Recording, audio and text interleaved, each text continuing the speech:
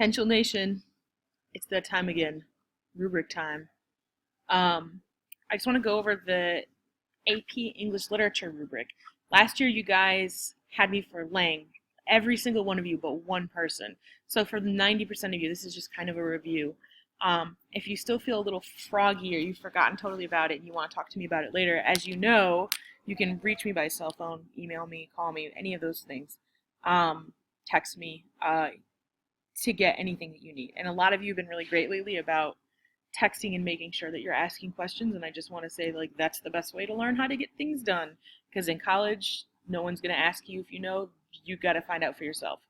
So I just want to go over this rubric really quickly. You guys are going to digest it and go through it more on your own in a minute, but this is a general rubric based on AP scoring. So what that means is a bunch of teachers sat down and took years and years and years of disaggregated AP data and came up with a rubric that sort of fit the scoring system. So depending on the year, it changes a little bit, but on the whole, this is a good general rubric. And if you're doing well on this rubric, chances are you're going to do well on the AP exam. So let's just take a look. You'll notice that the top score, and the College Board scores are on the left, grades are on the right, but the top score is a 9 or an 8. And I think that you guys probably remember this from last year, like maybe 3 kids a year get a 9 in the whole entire United States of America. So like if you're doing this well, then go with God. There's nothing else I can do for you. But the chances of anyone actually getting a 9 are so slim that I don't even think we need to necessarily spend a lot of time looking at this part of it. What I do want to point out is passing. So anything above this line of a 3 is technically a passing, because remember, they're going to average out your multiple choice and your 3 essays, and if you get a score above a 3, then you're passing. What that means, though, is that you need to probably score more like a 5 or a 6 or a 7 on these essays in order to actually score a 3 or higher on the test overall. Why is that? Well, the average on multiple choice is not that great.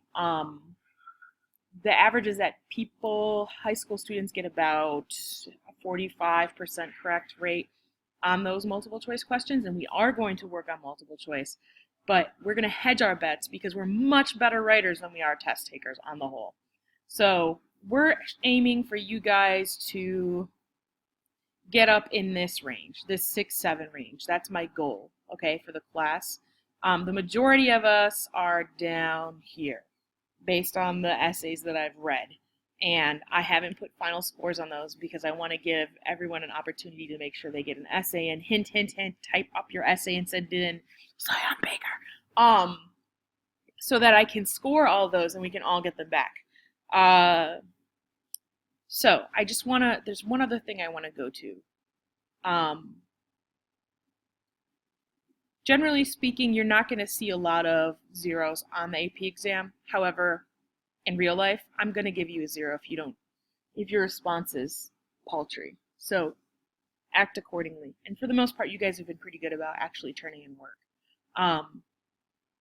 So what you're going to do now, after I'm done talking, which I'm about to be done talking, you're going to take this rubric. You are going to break into groups, which you're already in, because I'm a genius. You're going to take 5 minutes to read it silently to yourself and decide what the top 5 skills you need to be successful on this test might be. Okay, after the 5 minutes of your silent reading, you're going to speak to the person that's across from you, and you're going to collaborate and decide which of those skills you had in common. Maybe they found something that you didn't, and come up with your list of top 5. And then we're going to share it out as a class and do a list group label. I'll explain more about that in just a moment, but have a great day from the past.